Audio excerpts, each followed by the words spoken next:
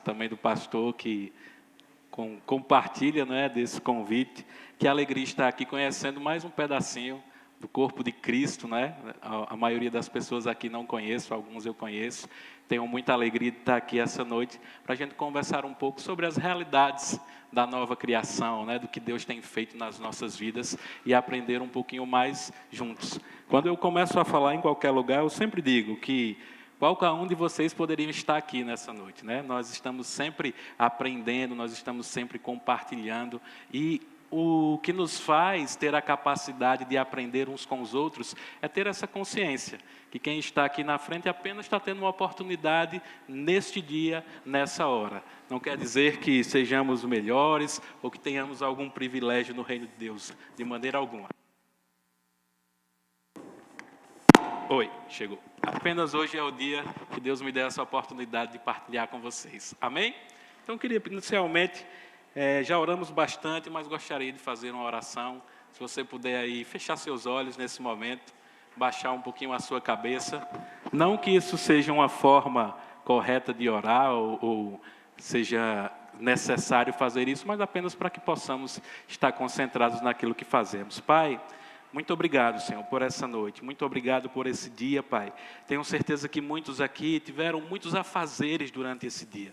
Trabalharam ou ficaram em casa, mas com alguns afazeres. Cansaram, outros descansaram. Não importa o que fizemos. Nós estamos aqui agora, Pai, para receber de Ti, Senhor. Então nós te pedimos, Pai, sopra o Teu vento. Sopra o Teu Espírito em nossos corações, Pai, abrindo o nosso coração, abrindo a nossa mente, Pai. Sabemos que por nós mesmos somos tão limitados, Pai, mas pelo Teu Espírito podemos ser convencidos das verdades da Tua Palavra. Então te pedimos, Espírito Santo de Deus, vem falar conosco essa noite, vem tocar os nossos corações, vem remover talvez alguns sofismas da nossa mente, Pai. Nós a abrimos, nós nos colocamos diante de Ti para receber o que Tu tens para cada um de nós, pois sabemos que sempre que nos reunimos diante de Ti, é para sermos transformados, é para sermos renovados, e principalmente para continuar esse processo que Tu continuasses na nossa vida, que é o da santificação. Muito obrigado, porque uma obra foi feita na cruz, mas ainda existe uma obra sendo feita em nós dia após dia, e nós declaramos essa noite, Pai, que sairemos daqui bem melhores do que entramos, e Te amando ainda mais, Senhor, aprendendo um pouco mais de Ti. Então vem nos ensinar pela Tua graça e misericórdia, em nome de Jesus. Amém. Que bom. Vamos conversar um pouco. Eu gosto muito dessa palavra sentido, né? Como Charles disse, Deus me deu também essa alegria de ser psicólogo, né? Era um sonho meu de infância, que eu retardei um pouco, porque desde novinho eu entrei na Caixa Econômica como estagiário, e aí fiz uma carreira como bancário, e esse sonho ficou meio adormecido. Mas aos 29 anos de idade eu recomecei a vida, não é? Hoje estou aqui sobre rodas, vocês estão me vendo, e aí depois disso, Deus me relembrou desse sonho, através da minha querida Maria Esposa, que me deu um empurrão daqueles que ou você vai ou vai, e aí eu fui estudar, voltei a estudar, e hoje também sou psicólogo. Então gosto muito dessa palavra, porque ela remete um pouco à logoterapia, que é a ferramenta de trabalho que eu uso, né? E o que é a logoterapia? É a psicologia que foca sobre o sentido da vida. Então, logoterapia quer dizer isso, a psicoterapia baseada no sentido da vida. Então, sempre que eu estou falando sobre o amor de Deus, sobre a palavra de Deus, eu também lembro um pouco sobre isso, né? Deus nos deu alguns conhecimentos, Deus trouxe também a ciência para nos ajudar, para corroborar com tudo aquilo que Ele tem para fazer nas nossas vidas. Então, por que o sentido do amor? Né? Antes de entrar nesse texto que eu quero iniciar nessa noite, eu queria falar um pouco sobre essa percepção de sentido. A logoterapia, ou essa inclinação para o sentido, nasceu em um bate-papo de três psicólogos, que no tempo não eram psicólogos, né, mas eram médicos, psiquiatras, mas estavam conversando sobre a principal motivação, não é? Qual é a força motriz que move, ou que faz o homem, a mulher, o ser humano, fazer tudo o que faz. E nesse diálogo, eles começaram a falar sobre qual era essa principal força. E o primeiro dizia: eu acredito que o que move de verdade o homem é uma busca pelo prazer. O homem está sempre buscando prazer, se satisfazer, ter as suas necessidades ou as suas vontades supridas. Então ele vive em busca disso. O outro psiquiatra disse: de fato, realmente, o prazer é uma força motriz que move mesmo o homem. Mas eu não acredito que seja a maior ou a principal. Ele dizia: eu acredito que de fato o que o homem busca é poder. O homem busca poder, ele se move buscando poder. Em certo ponto da sua vida, ele começa a se comparar com os outros. Para não se sentir inferiorizado, ele começa a querer poder, status, para que o outro possa olhar para ele e reconhecê-lo como alguém. Para que ele possa olhar para si mesmo e dizer: eu sou alguém. Então, o primeiro diz: não, a busca incessante é pelo prazer. O segundo diz: não, existe uma busca pelo poder. E aí o terceiro vem e diz: poxa, de fato, isso move mesmo a humanidade. Mas, na verdade, não é um nem o outro a principal força motriz, não é uma nem a outra. Ele diz: o que o homem busca mesmo é um sentido para a sua vida. E quando ele não consegue encontrar esse sentido, ele vive como que errando o alvo, buscando prazer e buscando poder. Mas isso nunca pode satisfazer completamente o homem. Então ele conclui: de fato, o que move o homem é uma busca incessante por um sentido, um propósito maior para a sua vida. E quando nós falamos apenas dentro da psicologia, fica por aí. Qual é o propósito da vida? Qual é o sentido da vida? E se eu perguntasse a vocês, qual é o sentido da vida? O que vocês diriam? Como estamos na igreja, provavelmente todo mundo diria: Jesus, Deus, esse é o sentido da minha vida. Mas calma, deixa eu perguntar de novo. O que você diria de verdade? Por que é que você faz tudo aquilo que você faz? O que é que te move a acordar, escovar os dentes, sair para trabalhar, voltar, aguentar o chefe no trabalho? O que é que de fato te move? O que tem sido o sentido e o propósito da sua vida? E essa pergunta que nós respondemos às vezes com palavras, no ímpeto: Jesus, família, filhos, trabalho, sei lá, vamos dizer muitas coisas para tentar responder isso. Mas a própria vida está nos fazendo um questionamento. E esse questionamento vai além da resposta com as palavras. É assim: que sentido você dará à sua vida? Então não é mais qual é o sentido da vida, é que sentido você dará à sua vida. E essa pergunta se repete inúmeras vezes. Por exemplo, nós entramos aqui e a vida está nos perguntando: que sentido você dará a esse momento? Terminou o culto, vamos pegar na mão da esposa, dos filhos ou com os amigos, indo para casa, conversando, e a vida está perguntando: que sentido você dará a esse momento? Vamos chegar em casa, deitar, ligar no jogo, pegar a Bíblia, pegar um livro, não sei. Mas o momento é sempre único e a vida está perguntando: que sentido você dará a esse momento? Então veja só que é uma percepção constante de qual é o sentido. E veja que essa pergunta, aí nós não conseguimos responder com palavras. Aí nós temos que responder com atitudes. Porque a minha atitude em cada momento mostra qual é o sentido que eu estou dando à minha vida. Então quero fazer essa pergunta aí a vocês: qual é de fato o sentido que você está dando à sua vida?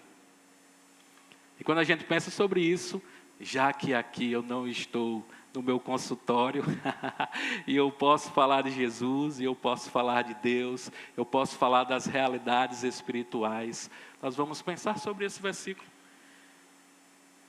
Falando agora no sentido do amor. Não apenas no sentido da vida, mas no sentido do amor. E a palavra de Deus diz em João capítulo 3, versículo 16: porque Deus tanto amou o mundo, que deu o seu Filho unigênito, para que todo que nele crê não pereça, mas tenha a vida eterna. Todo mundo sabe isso decorado, sim ou não?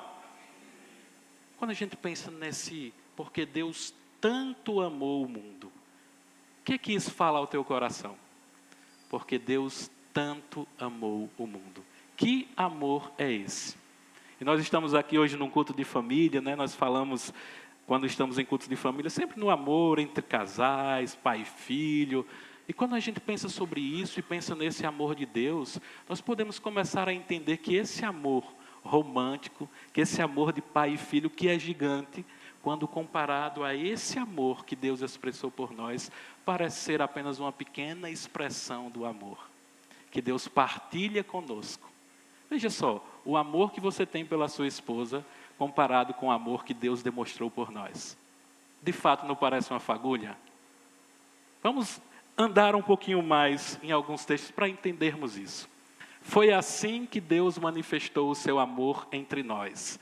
Enviou o seu Filho unigênito ao mundo, para que pudéssemos viver por meio dele. Nisto consiste o amor. Olha só, presta atenção nessa parte. Nisto consiste o amor.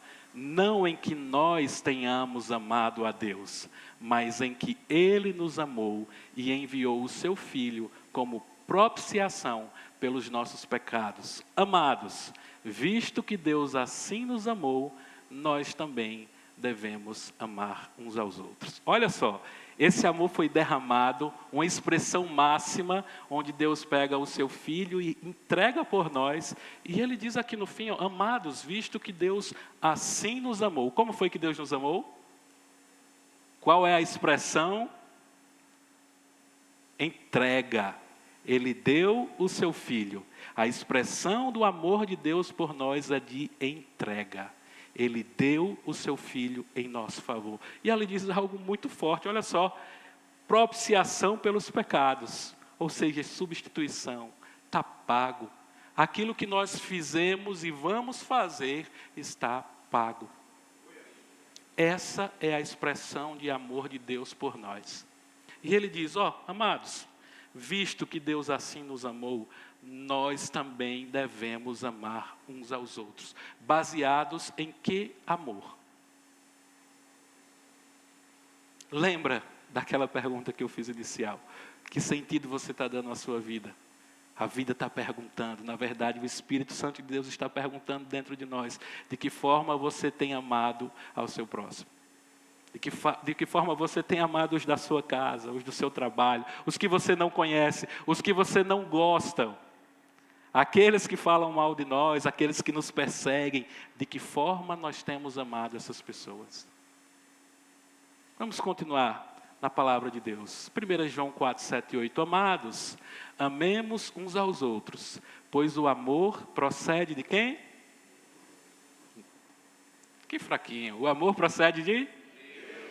Aquele que ama é nascido de Deus e conhece a Deus. Quem não ama não conhece a Deus, porque Deus é. Por que Deus nos amou? Está a resposta no finzinho, porque Ele é amor. Deus nos amou porque Ele é amor. E esse versículo nos choca, porque ele diz, amados, amemos uns aos outros, porque o amor procede de Deus. Aquele que ama é nascido de Deus e conhece a Deus. Sendo assim, aquele que não ama, não é nascido e não conhece a Deus. Concorda comigo? Quem não ama, não conhece a Deus, porque Deus é amor. Meu Deus, o que é que esse texto está nos dizendo? Analisa, como você tem amado as pessoas. E pensa, eu conheço a Deus porque a Bíblia está dizendo que Deus é amor. E que amor, ou que tipo de amor, que forma de amor eu tenho demonstrado aos meus irmãos? Ou na minha vida? Pensa em todo ser humano que você já topou na sua vida. Que forma de amor você demonstrou? Porque nós às vezes estamos aqui recolhidos entre irmãos, não é? Nos encontramos no domingo, na quarta, na sexta, no sábado. E aí, às vezes a gente tem um ruídozinho, um outro. Toda igreja tem isso. Ou aqui não tem? Tem não, pastor? Graças a essa igreja não tem. Tem, né? Concorda comigo que aqui é até fácil a gente amar? Não é. Mas imagina nos lugares que nós não estamos cercados por pessoas cristãs. Ninguém está nos observando, pelo menos ninguém que nós conhecemos. De que forma nós temos expressado esse amor? Eu, no meu trabalho, hoje mesmo de manhã, eu estava atendendo, abriu lá o banco, aquele monte de gente entrou, e eu comecei a atender, e o próximo, e eu lembrei do que eu estava escrevendo ontem à noite, refletindo, e eu pensando, caramba, qual é a demonstração de amor que eu tenho para com essas pessoas? Atender bem, será que isso é suficiente? E quando eu pensei sobre isso, o Espírito Santo me constrangeu profundamente. Porque eu comecei a ver, poxa, eu não preciso aqui, ou talvez nem sempre eu possa falar algo de Deus, mas em meu coração pode ter uma oração. Quando Paulo está dizendo lá, quando a Bíblia está dizendo assim que nós precisamos orar em todo tempo, orar sem cessar. O que é isso? Como é isso? Será que é o tempo todo estar orando sem parar? Mas será que não é em todas as oportunidades? Quando alguém está na sua frente, pelo Espírito, você pode perceber, Deus, qual é a oração que essa pessoa precisa? Em que eixo da sua vida ela precisa ser tocada? Será que essa pessoa te conhece?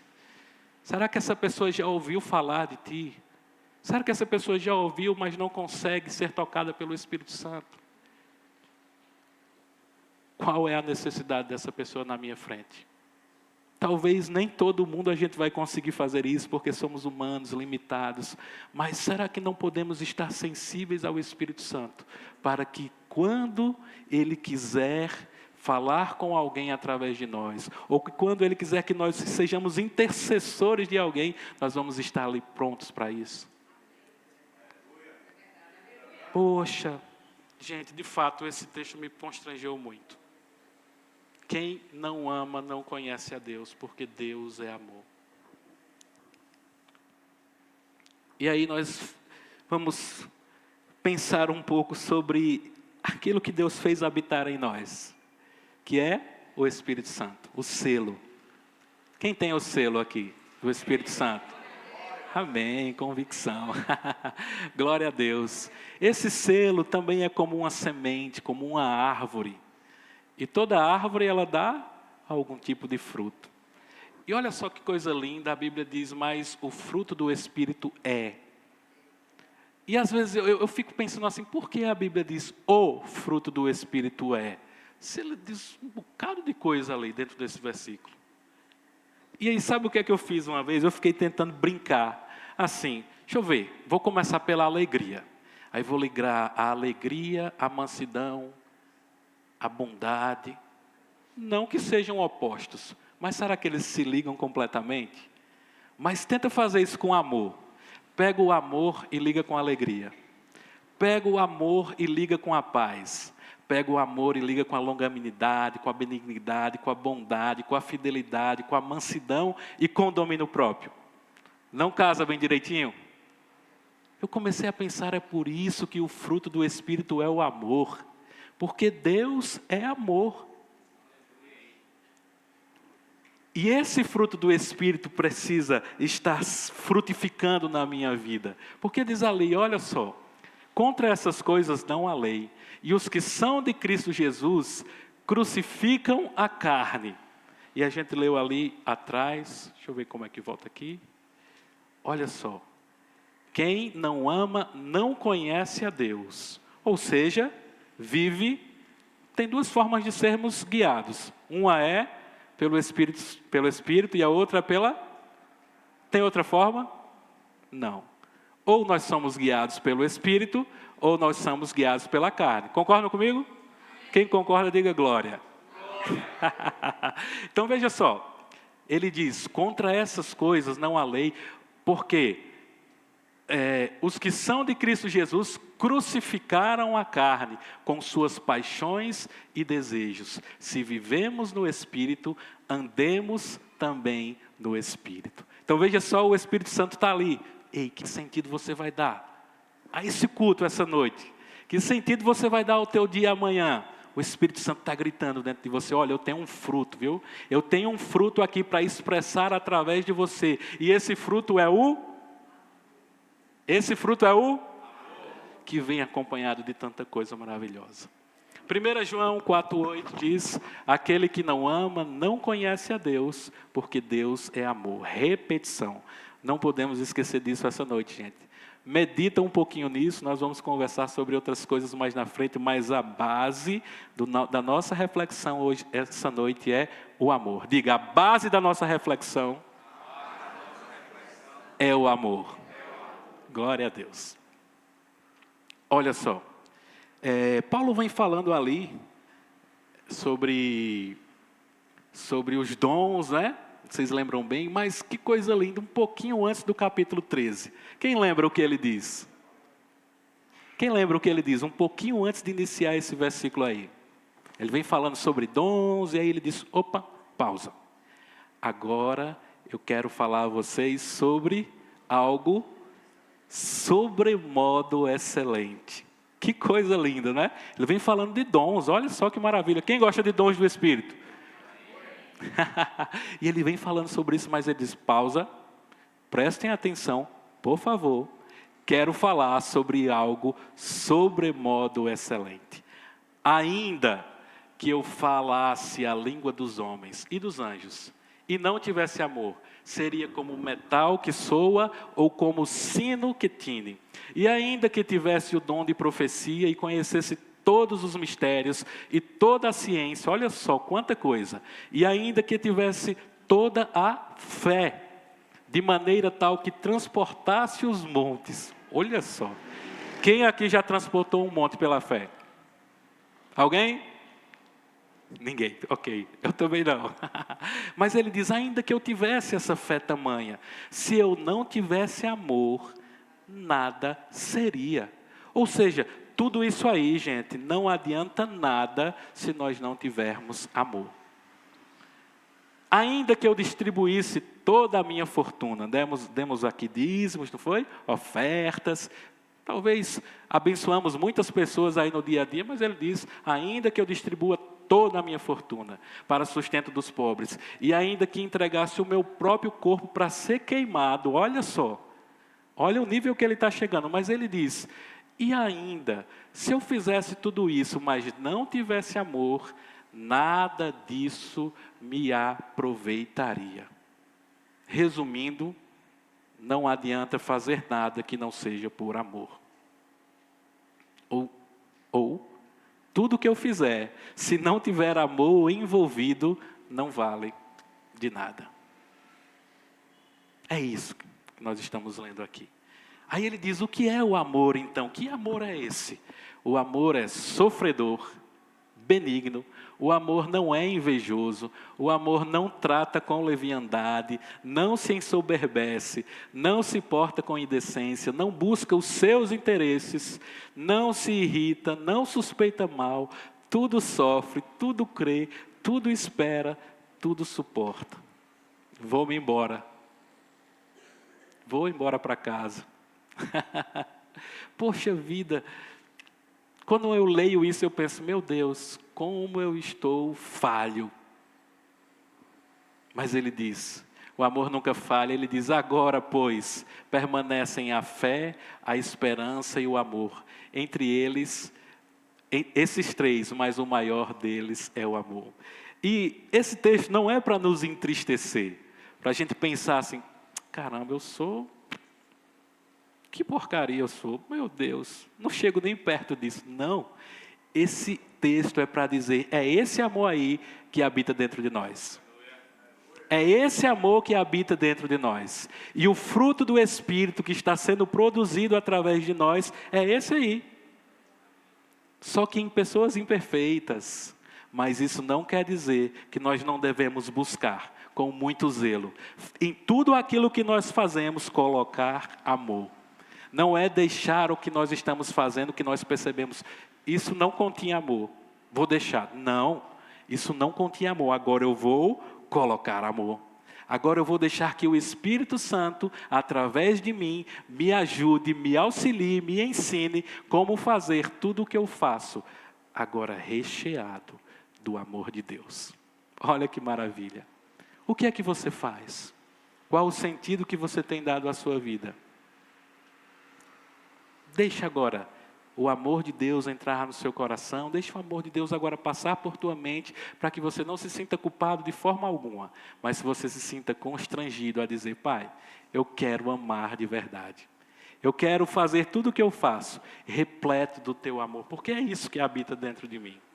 E aí a gente vai fazer umas perguntinhas agora. Nós estamos aqui num culto de família, né, onde temos casais, famílias. E baseado em tudo isso que nós conversamos essa noite, até aqui, do amor, qual é a sua história? Sempre que eu pergunto assim às pessoas: quem é você? As pessoas começam a dizer tudo o que elas fazem.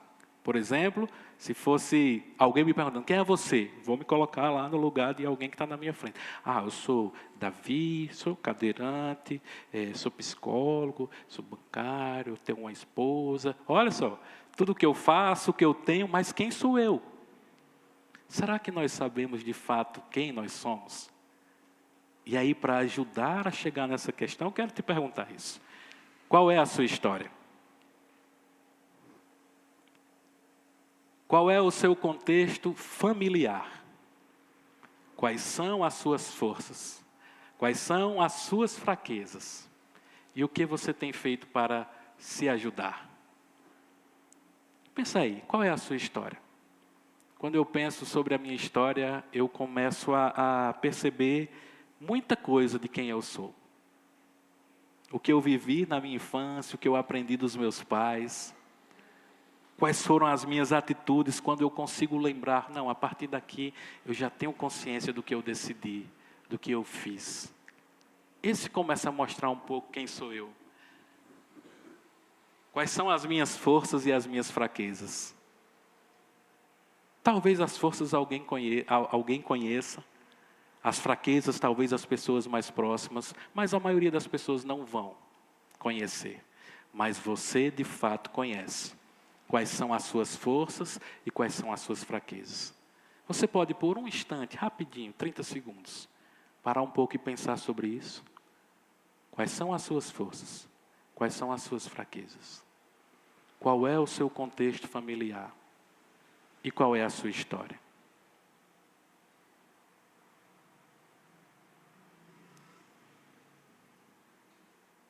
Será que você consegue ir um pouquinho além do que você diria se fosse bem rápido? E aí eu pergunto, estamos aqui hoje para falar sobre família também. E o outro, o seu cônjuge? Qual é o contexto familiar dele? Você conhece? Qual é a história dele, dela? Quais são as fraquezas e as forças dele, dela? E olha só essa pergunta: o que você tem feito para ajudá-lo?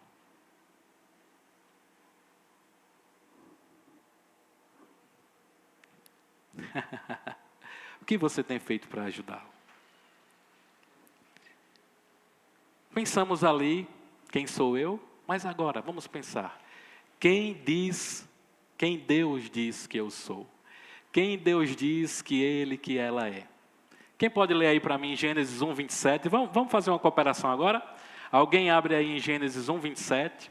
Alguém abre aí em Salmos 139, versículo 14. Alguém abre ali em 1 João 4, 10. Alguém abre em Salmos 139, de 1 a 3. Alguém abre em Jeremias 29, 11. E alguém abre em Efésios 2, 10.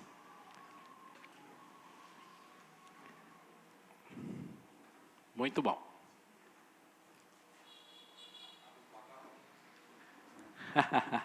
Quem abriu aí em Gênesis 1, 27?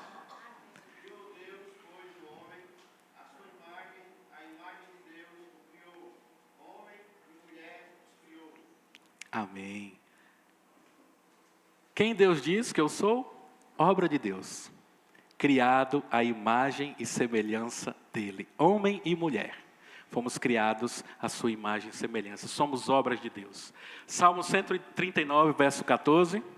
Graças te dou, visto que, por modo assombrosamente maravilhoso me formaste, as tuas obras são admiráveis, e a minha alma Olha só, de que forma fomos criados? De modo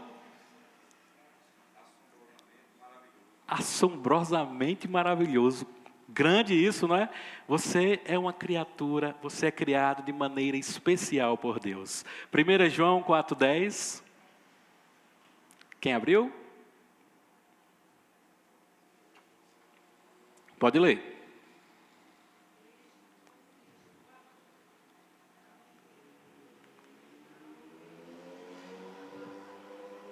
Pode ler. Pode ler.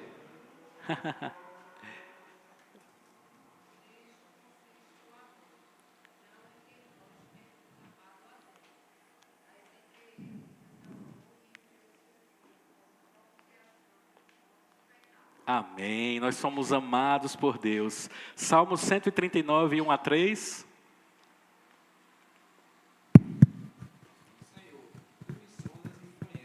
Sabe quando me assento e quando me levanto. De longe penetras os meus pensamentos. Esquadrilhas o meu andar e o meu deitar. E conheces todos os meus caminhos. Amém. Nós somos conhecidos profundamente por Deus. Jeremias 29, 11. Levanta a mão assim.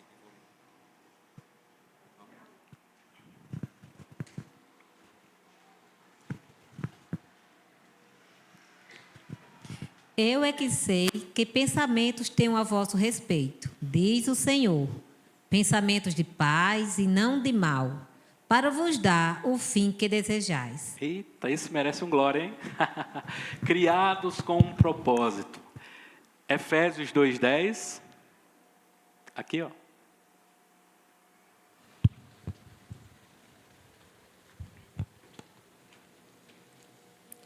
Pois somos feitura dele, criados em Cristo Jesus para boas obras, as quais Deus de antemão preparou para que andássemos nelas. Glória a Deus. Fomos criados para boas obras. Então vamos falar todos juntos. Quem Deus diz que eu sou? Diga, obra de Deus. Criado de maneira especial. Amado por Deus. Conhecido por Deus. Criado com um propósito. Criado para boas obras. Glória a Deus. Você consegue ver isso em você mesmo? Consegue ver isso em você mesmo? Se não consegue, saiba que é verdade. Você conseguindo perceber ou não, isso é realidade. É assim que Deus te vê. E eu quero te dizer algo especial também. Olha aí para o seu cônjuge, para o seu colega, para o seu vizinho. Pronto. É dele também. Deus diz a mesma coisa. Mesmo lhe fazendo uma raivinha, mesmo lhe deixando às vezes triste, magoado, lhe decepcionando, lhe entristecendo, seja lá o que essa pessoa fez ou faz com você, pense em qualquer pessoa. Olha só, Deus diz isso sobre ela. Glória a Deus. Esse amor de Deus é muito desafiante. Sim ou não, meu irmão? Glória a Deus. Então vamos lá, vamos falar um pouquinho sobre o cordão de 3 dobras que não se rebenta com facilidade. Isso está lá em Eclesiastes 4:12. E tem ali uma cordinha. Eu, você e Deus. Quando nós pensamos sobre o amor, né, esse amor maior, o amor de Deus, e nós vamos pensando um pouco sobre o sentido do amor, sobre a expressão do amor de Deus, nós precisamos passar um pouco sobre a família. Não é? Nós vemos que as nossas famílias, ou o modelo de família bíblico, tem sido atacado de toda forma. E nós precisamos pensar sobre isso. O que é que vai nos sustentar? Qual é a nossa segurança? Para que nós possamos nos manter firmes nesse modelo bíblico. E aqui ele diz, o cordão de 3 dobras não se rebenta com facilidade. E quando a gente pensa nisso, eu gosto até de exemplificar. Eu vou pedir, Charles, você que é grandão aqui, representa aqui Deus. Esse casal bonito aqui, ó. Vamos lá. Hã? Alain e Patrícia, muito bom. Fica aqui do lado. Segura aí, dê a mão os 3. Charles no meio, por favor. Pronto, olha só, está lá, mas agora casaram, né? Então, dá a mão aí os 3, um círculo. Eita, esse é difícil de se quebrar, né? Pensando lá, ó, pensa como uma corda, tá? Mas nós vamos exemplificar algo específico aqui. Olha só, Hoje nós temos vivido esse ataque, né? Hoje, às vezes eu fico surpreendido, eu estou lá abrindo uma conta, principalmente fiéis, que é o pessoal jovem, né? Chega lá, um jovem contra jovem, união estável. Aí uma vez eu brinquei com o jovem, disse, como é isso, cara? Tu chegou lá e pediu, eu queria pedir a mão da sua filha em união estável. Foi assim que tu fez, foi? Aí ele, não, rapaz, não tem isso mais não. Eu disse, poxa, pior ainda. Pior ainda. Além de ser união estável, nem tem mais isso. Pedir a mão, não tem mais isso. Isso é besteira. Não é? Então, nós temos vivido esses ataques, né? E é banalizado. Os nossos jovens, se não ensinados e instruídos pela palavra de Deus, eles começam a entender dessa forma mesmo, porque isso começa a se tornar normal. Então, eles acham que isso é super normal, tá? E está aqui, né, o casamento sofrendo ataques. Olha só o que a gente perguntou, quem é ela? Quem é ele? Quais são as fraquezas? Quais são as forças? O que tem enfrentado? E às vezes eles começam a se olhar sem compreender quem Deus diz que ela é, quem Deus diz que ele é. Por vezes eu perco essa visão. Parece que sumiu essa percepção. Eu começo a ver os defeitos. O que me fez, as raivas, os sofrimentos, me fez chorar. E aí o que é que acontece? Larga. Não aguento mais. Não aguento mais. Olha só. Se existe essa terceira dobra, quem é que está sustentando esse casal? Deus está sustentando esse casal. Às vezes, nós somos essas pessoas que abrimos mão um dos outros. E nós não podemos culpar, nós não podemos apontar, porque, de fato, às vezes as nossas forças se acabam. Nós não temos mais psicológico, nós não temos mais coração, nós não temos mais emoção, sentimento para permanecer ali. E aí nós decidimos soltar as mãos. Mas quando existe essa terceira dobra, Deus sustentando, Ele vai caminhar. Sustentando, caminha um pouquinho aí. Caminha um pouquinho. E Ele conduz de volta. Dá lá a mão de novo. Ó. Ele conduz de volta. Esse é o trabalho de Deus dentro de um casal.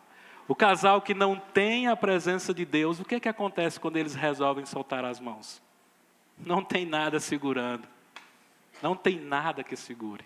Mas quando existe a presença de Deus, ainda que eles soltem as suas mãos, desistam um dos outros, ou um do outro, Deus está ali permanecendo e tornando essa relação firme. Pode sentar, muito obrigado, gente. Uma salva de palmas aí para eles. A gente pensa muito sobre isso, gente. E como estamos falando muito sobre o amor, às vezes nós pensamos de fato, o que é que sustenta um casamento? É o amor. Muita gente diz isso, né? E eu estudei e li um pouco sobre isso, atendendo casais, mas eu comecei a pensar algo que eu não vou dizer que é o certo, mas algo que veio muito forte ao meu coração. O que sustenta um casamento não é o amor, é a aliança. Foi a aliança que foi feita diante de Deus. É isso que nos faz permanecer casados. A Bíblia diz, deixa o homem, deixa a sua mulher e se tornam o quê? O que é isso? Diga, uma aliança. Uma aliança. E essa aliança é feita diante de quem? De Deus. Deus é alguém que ama alianças. Ele tem uma aliança comigo. Ele tem uma aliança com você. E Ele também preserva essa aliança que é o casamento. Então, quando você for tentado a pensar, o amor acabou. Pense, a aliança não acabou. O amor pode ser renovado. Mas a aliança, ela... pega a sua aliança aí. Ela mostra, não tem começo, não tem fim. Onde foi que começou essa aliança aqui? Não sei. Onde é que termina? Não sei. É assim que Deus nos vê. Aliança. Então, se temos um cordão de 3 dobras, ele não se quebra facilmente. Então, o marido, olha lá, o amor dele deve ser perseverante, abnegado, santificador, romântico também. Deve amá-la a ponto de dar a sua vida. O que foi que aprendemos lá no início, né? O que foi que Deus fez? O que foi que Jesus fez? Entregou-se. E a Bíblia diz que o marido deve amar a mulher assim como Cristo amou a igreja. Não é? Então vamos lá, amá-la a ponto da sua vida, deve tratá-la com honra, cuidar, olha, física, emocional e espiritualmente. Deve ser o sacerdote do lar. Essa onda feminista aí que nós vemos, gente, poxa vida, tem tirado tanto a mentalidade das mulheres disso, né, de tirar o homem de ser o sacerdote do lar. E nós precisamos preservar isso. Em momento algum nós vemos Deus dando como alguém especial em relação ao homem e à mulher. Mas nós vemos que Deus estabelece papéis específicos. E o do homem é de ser sacerdote do seu lar. E eu às vezes me sinto muito constrangido com isso. Porque quando você olha para a sua esposa, como eu estou olhando para a minha, quando você olha para os seus filhos, e você tem aquela vontade de falar, você aí, opa, como está a minha postura de sacerdote? A bênção de Deus está no meu lar através da minha vida? Ou as brechas do inimigo estão abertas no meu lar através da minha vida? As palavras que eu dirijo para minha esposa, para os meus filhos, abençoam, amaldiçoam, são neutras, não são nenhum nem o outro. Lembre-se, maridos, sacerdote do lar. Você é sacerdote do lar. Amar sua mulher como Cristo amou a igreja e entregou-se por ela. A esposa, amar o seu marido e sujeitar-se a ele em Deus, em amor, no Senhor, ou seja, em concordância com a palavra de Deus. Com sabedoria deve edificar a sua casa. Isso é maravilhoso, olha só. Assim como o homem é o sacerdote do lar, ele tem essa responsabilidade espiritual que é partilhada com a sua esposa, a mulher sábia também edifica o seu lar. Deve ser amiga, conselheira. Meu Deus, conselheira. Às vezes é muito difícil ouvir os conselhos da mulher, né? Porque às vezes ela fica ali, olha, não é assim, e a gente, eu sou o cabeça, e esquece que o cabeça precisa do pescoço, né? Que conselha, que mostra o que é melhor. Então, conselheira, precisa, para que a mulher seja conselheira e amiga, o homem precisa ter humildade, não é? Então, apoiando o seu marido na condução espiritual do lar. E Deus não apenas instituiu o casamento, mas é o alicerce da família. Se o Senhor não edificar a casa, em vão trabalham os que a edificam. Não é? Então, eu recebo casais, às vezes, no meu consultório, que não têm Deus. E assim, eu fico pensando comigo mesmo, poxa, a psicologia é uma ciência impossível, pastor. É uma ciência impossível. Eu já cheguei a essa conclusão, está filmando, né? Desculpa, o conselho vai me pegar. Mas é verdade.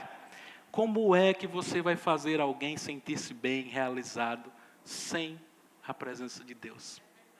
Meu Deus. Eu fico maluco lá no consultório, tentando fazer isso. Mas eu digo a mim mesmo e digo a Deus, Pai, eu vou tentar levar ao máximo possível, o que seja possível aqui dentro da ciência. Mas de fato eu penso isso, gente.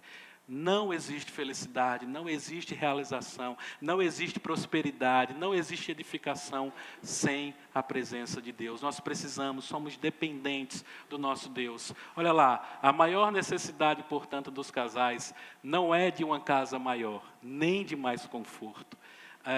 Mas da presença, da direção e da proteção de Deus. Estamos sendo atacados o tempo todo, mas Deus nos protege. Ele é o cordão de 3 dobras, ele faz parte, né? Ele é como se fosse aquela terceira parte especial do cordão de 3 dobras, que não se rebenta com facilidade.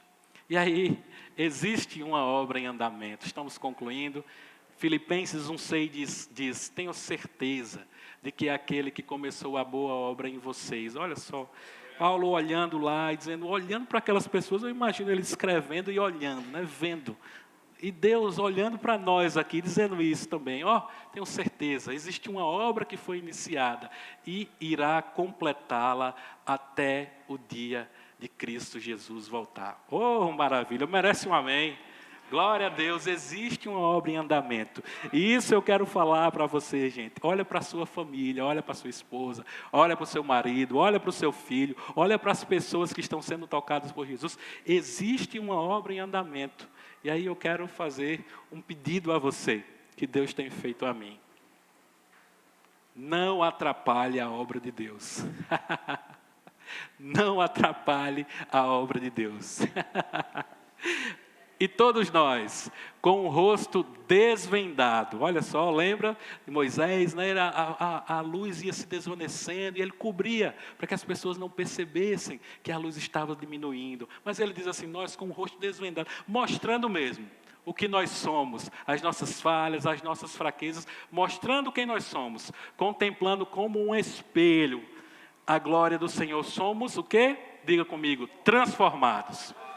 Diga, somos transformados de glória em glória, na sua própria imagem, como pelo Senhor, o Espírito. Glória a Deus. Olhe de novo aí para essa pessoa, não precisa dizer nada, só olhe.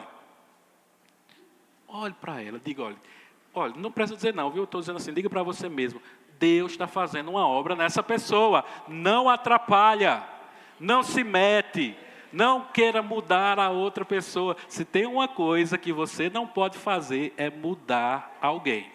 Seja seu filho, sua esposa, seu marido, seja lá quem for, você não vai mudar ninguém. E se você tentar, vai acontecer uma coisa com você. Você vai acabar as suas forças, a sua energia, a sua paciência e um monte de coisa mais. E você não vai conseguir. É a mesma coisa eu dizer, Charlão, tu é forte, viu? Empurra essa parede ali, vamos tirá-la do lugar. O que é que vai acontecer? Vai acontecer algo, ele vai cansar.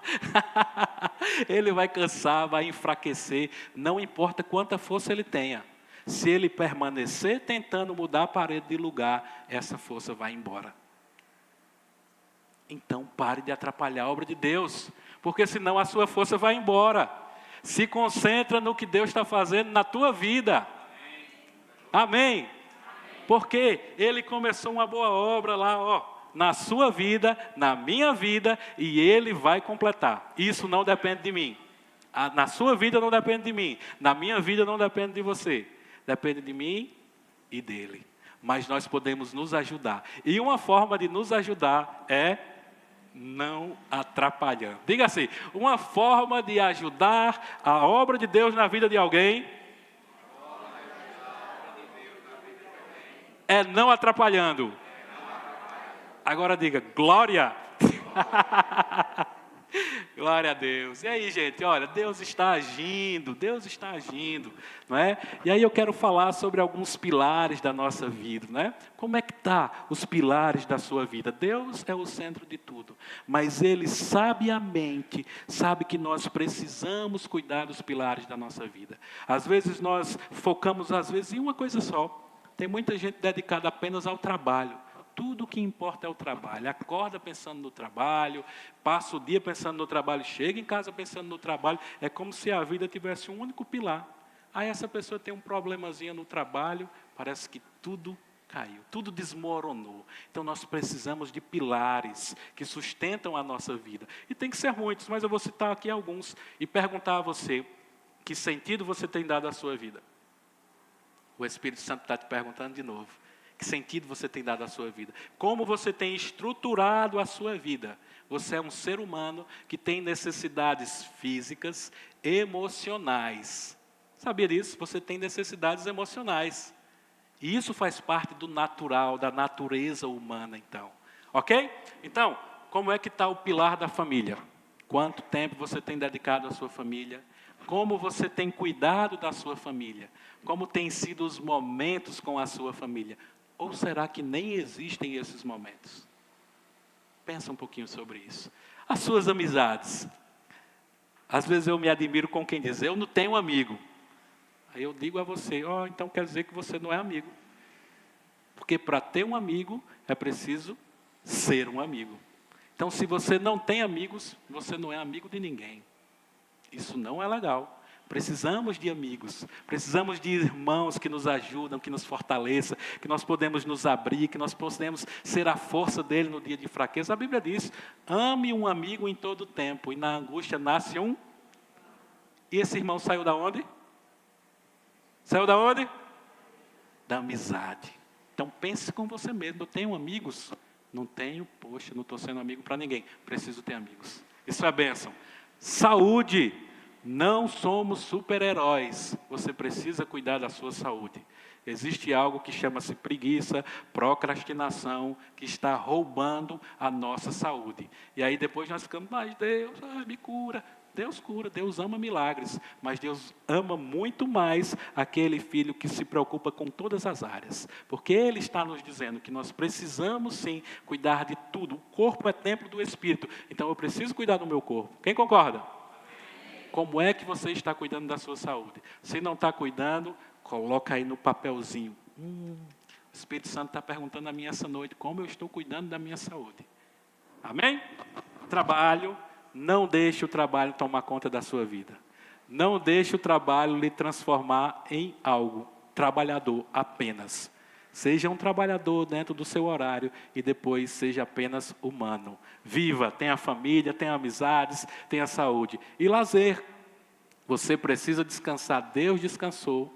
Deus observou a sua criação. Então, tenha tempo para isso também. Observe aquilo que Deus tem feito na tua vida, desfrute um pouco disso, das bênçãos que Deus tem para a tua vida, porque isso faz parte dos pilares para que tenhamos uma vida equilibrada. Amém? E aí, para terminar, vamos ler aqui Ebenezer. 1 Samuel 7,12 diz, Ebenezer, e disse, até aqui nos ajudou o Senhor. Tem ali uma foto bonita com a minha amada esposa, nós já estamos aí com... Eita, vou apanhar dela, mas mais de 13 anos, 14, de casados, passamos por muita coisa em todo esse tempo, aí no meio eu tive a minha lesão, né? E é tão interessante isso, gente, quando a gente pensa que tem muito amigo, quando a gente pensa que é muito feliz, que está tudo bem, que somos meio que independentes, a vida às vezes nos traz algumas surpresas, e aí nós percebemos de fato quem está do nosso lado. E aí Daniela foi essa pessoa que esteve do meu lado todos esses dias. Tinha dias, gente, quando eu tive a lesão, que eu não conseguia sequer me mover na cama. E para dormir, no meio da noite, de meia hora, ela precisava lá me virar, me desvirar. E ela fazia isso dia após dia. Então, às vezes, nós precisamos passar por alguns sofrimentos para entender o valor das pessoas. Mas isso não é necessário. Nós podemos olhar para o outro, entendendo esse amor de Deus, entendendo que a vida, o Espírito Santo está nos perguntando qual o sentido que você está dando ao seu casamento, à pessoa que está ao seu lado, e começarmos a deixar o Espírito Santo nos ensinar. E Ele vai nos ensinar todas as coisas, tá? É de propósito que Deus nos deu uma esposa, um marido imperfeito. Primeiro porque não existe o contrário, né? Só existe imperfeito, mas Ele nos ensina dia após dia, com seus filhos, seus amigos, seus irmãos, amém? E nós estamos aqui essa noite, eu queria chamar o grupo de louvor aqui, para nós louvarmos agora para encerrar. Nós estamos essa noite aqui em família, nós somos o corpo de Cristo, nós somos uma família de Deus aqui na terra. O mundo precisa olhar para a igreja, ver na igreja o amor do Senhor, para que o mundo reconheça esse amor, para que ele perceba qual é o contato que o mundo tem com o amor de Deus. Diga, a igreja.